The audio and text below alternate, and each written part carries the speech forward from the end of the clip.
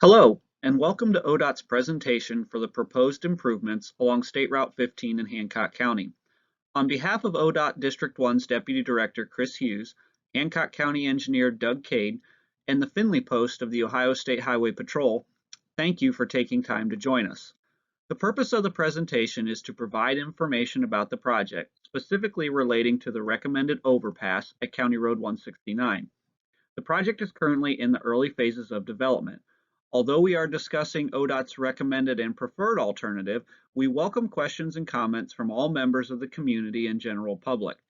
These comments will be incorporated into the final design to ensure the needs of those using this intersection are met.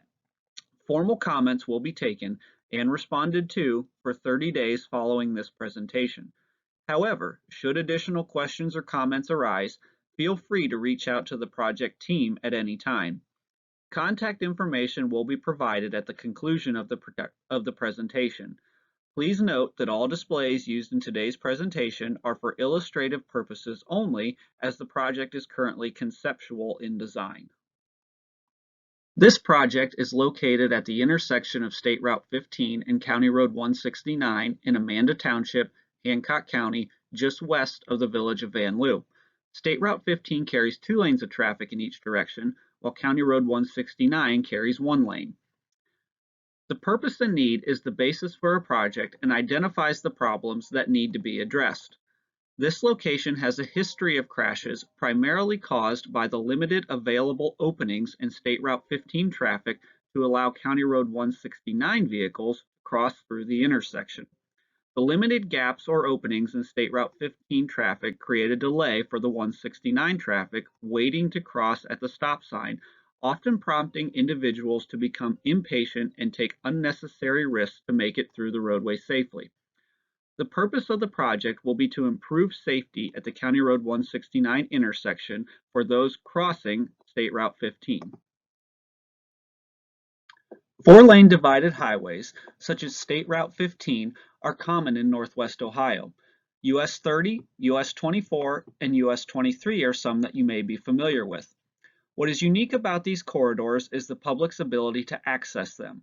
Unlike a traditional 4-lane limited access highway, such as Interstate 75, these corridors can be accessed via an at-grade intersection rather than on and off ramps. At-grade intersections are points along a 4-lane divided highway where side street traffic can cross or turn onto the highway via a stop sign. Although convenient, for some drivers, at-grade intersections can be challenging to navigate and are more prone to serious crashes when compared to other intersections. This is due to the speed differential of high-speed mainline traffic and the side street traffic merging or crossing from a stopped condition. Traffic on State Route 15 in Hancock County is continuing to rise. Since 1990, traffic counts have nearly doubled, approaching 16,000 vehicles per day. For comparison, traffic counts on I-75 south of Finley near the US 30 interchange in Beaver Dam vary from 25,000 to 35,000 vehicles per day, depending on the specific day of week and time of year. Traffic projections predict that counts on State Route 15 will continue to rise. State Route 15 will approach interstate-like traffic volumes if the rising trends continue. State Route 15 is also being used for commercial and out-of-town travel. The map on the right, known as a heat map, shows the most common origins and destinations for those traveling the corridor.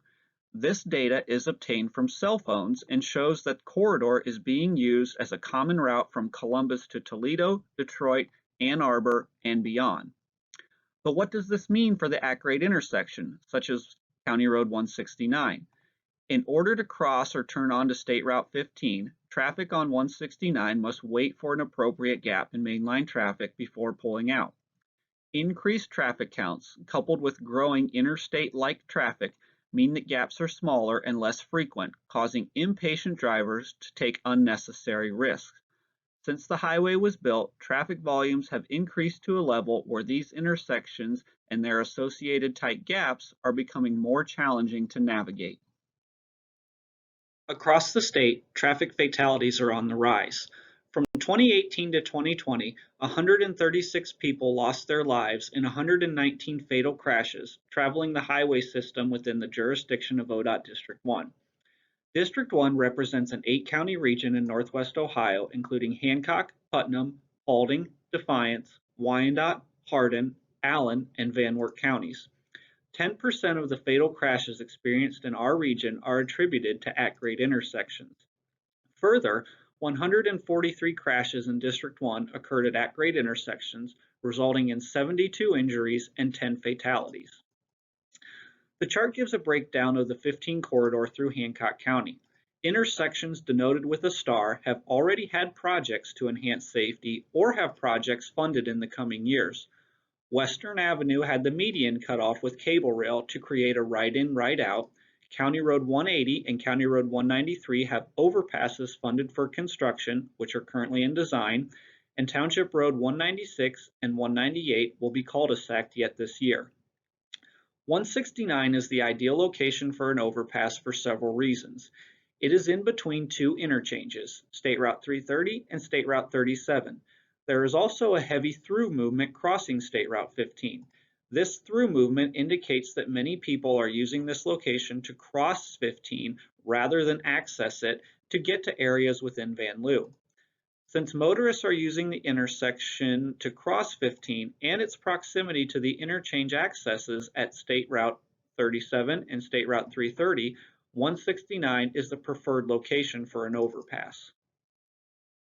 I'm Sergeant Ryan Purpura with the Ohio State Highway Patrol.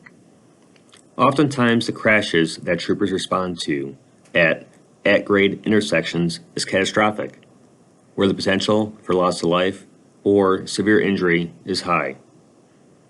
Vehicles traveling at highway speeds can have devastating effects when striking a vehicle, which failed to yield at an at-grade intersection. An overpass over a divided highway would eliminate any chance of a crash occurring between cross traffic and vehicles traveling on the divided highway, making it safer for the motoring public. There are safety concerns associated with at-grade intersections not only around the state, but right here in Hancock County. So what is ODOT doing about it? At approximately $150 million annually, Ohio boasts the third largest safety funding program in the nation. Typically, our funding goes to preserving the roadways, bridges, and culverts of our transportation system. Safety funding is unique in that it allows our team of transportation professionals to implement projects with only one goal: reducing fatalities and serious injuries. Funding is possible due to the increase made under Governor DeWine, who secured additional highway safety funding through the increased gas user fee. For the past several years, the traffic and safety team at our local ODOT District 1 office in Lima have developed or are currently developing long-term access plans for 4-lane divided highways. The purpose of these plans is to determine where access needs to remain, can be eliminated, or needs improved. The ultimate goal is to convert these divided highways into true limited access corridors and eliminate all at-grade intersections. This can be done via a combination of overpasses, interchanges, and cul-de-sacs. The study also takes into consideration short-term interim solutions, such as R-cuts or removing medians to create a right-in, right-out scenario.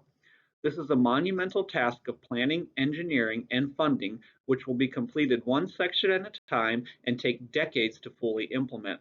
County Road 169 is one step closer to converting State Route 15 to full limited access. This project has come about due to the partnership and efforts of many individuals and organizations. ODOT is funding the construction of the 169 overpass through the Highway Safety Improvement Program. An application for this funding was sponsored and submitted as a partnership between ODOT District 1 and Hancock County engineer Doug Cade. The ODOT District 1 in-house engineering team is currently working on the project's design. Overall project management and construction engineering and inspection will also be handled through resources from the ODOT District 1 office. It is because of the partnership and cooperation that this project can advance in the name of highway safety.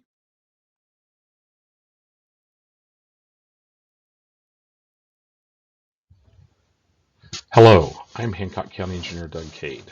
Thank you for joining this ODOT Public Involvement session. Our primary focus at the Hancock County Engineer's Office is to work towards improving the safety of the roads that you and your family, including my family, drive every day. That is a continual process and evolves as traffic patterns change and traffic volumes increase. We have been fortunate to have great partners at ODOT District 1 in finding and developing solutions to improve safety, move goods, services, and people throughout Hancock County and our region. Through this collaboration between the Hancock County Engineer and ODOT, we have been able to leverage funds from federal, state, and local sources that are not always available to help projects like this become reality and improve safety. We recognize that some of you use these side roads, such as County Road 169, to directly access State Route 15 and cross over to travel to Vanlue. When initially looking at the details of this project, we wanted to accomplish three primary goals: improve safety, maintain access for emergency services, and provide good connectivity for our agribusiness community to deliver their commodities to the grain elevator in Vanlue. With the close proximity of the interchange at State Route 330 and State Route 15, an overpass accomplished these goals.